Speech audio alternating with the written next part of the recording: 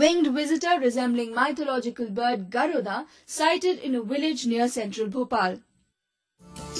People of village Lahori near Bhopal are worshipping a rare unidentified bird with immense reverence as the sacred Garuda, which according to Hindu mythology is regarded as the carrier of Lord Vishnu.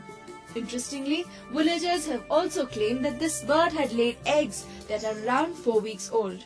इसके मुख को देख करके, इसकी चोंच को देख करके और इसके पंखों को देख करके पूर्ण ये लगता है कि ये गरुड़ पक्षी है और इसमें हमारी हिंदुओं की आस्था भी है, हमारी भारतीय संस्कृति में भी इसका जो वर्णन मिलता है और भी अनेक पुराणों में इसका वर्णन आया है और ये इसी से लगता है कि ये गरुड़ पक्षी ही है.